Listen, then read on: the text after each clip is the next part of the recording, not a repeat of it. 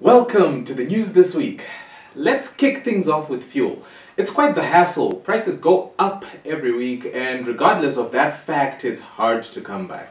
But if you have a loved one in the diaspora, they can buy fuel for you in Zim, and all you do is go and fill up.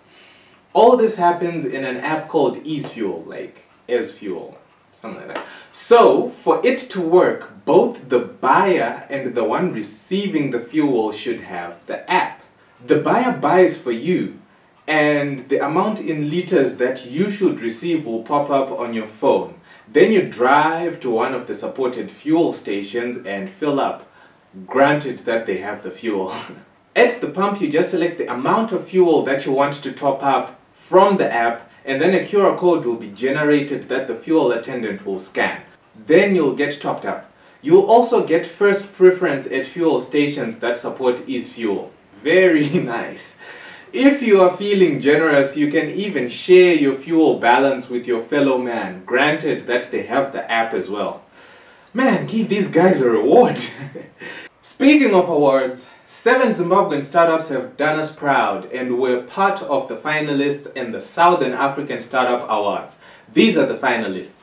Female Role Model of the Year, Dr. Faith Nyamkapa. Best Startup Ecosystem Initiative, Overuse Enterprises Private Limited / Mazibisa Incorporated. Best Food Tech or Agritech Startup, which is UFarm. Best Social Impact Hub, Farai Pyro. I hope I pronounced that right. Founder of the Year, Nkosana Mazibisa. Best Newcomer, Zimwaves. And People's Choice of the Year, Johan Paul Matenga from UFarm.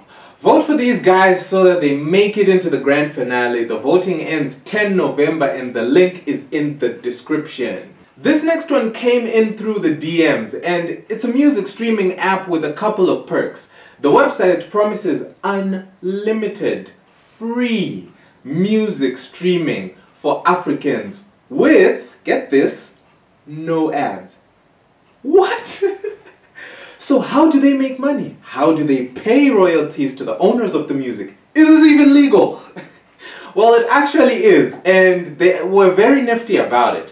What they do is they embed YouTube videos in their app. So when you search for a track and play it, what you're actually doing is you're just streaming the stuff straight from YouTube. This in turn means you'll be contributing to the views of those videos on YouTube, effectively making the owner more money through YouTube's own already existing revenue system. Since a lot of local artists already have their music on YouTube, it means it's easier to access a bunch of local music. Take that, Spotify! Then we have what I would call an update on the new currency. It's not exactly a hot topic, but it's coming, and it's coming soon.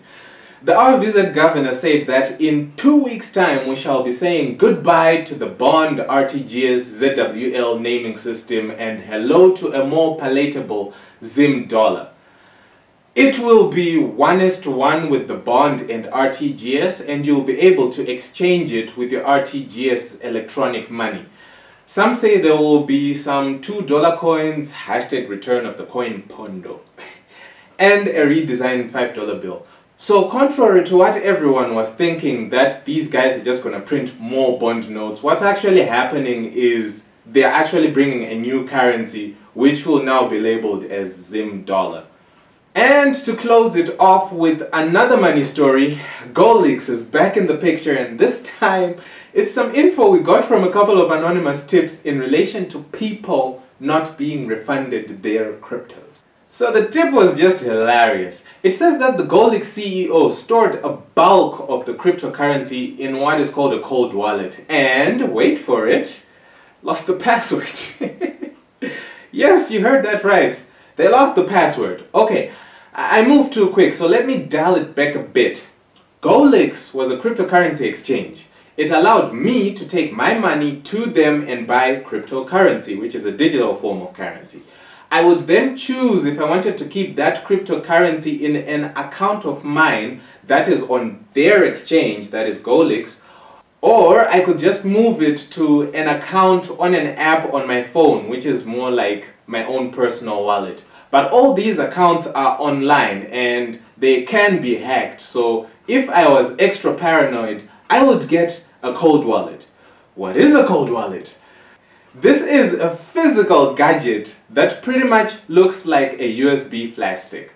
I would load my cryptocurrency onto this software that's on this flash disk and lock it. This guarantees that no one can get my Bitcoin unless they have my credentials. It's completely offline, so no one can hack it.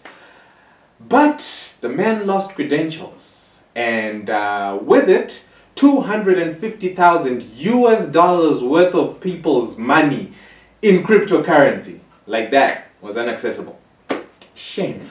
That's enough news for this week. Apologies in advance for me not being around for the next 2 Fridays, meaning no news. But I'll be back. Until then, bye.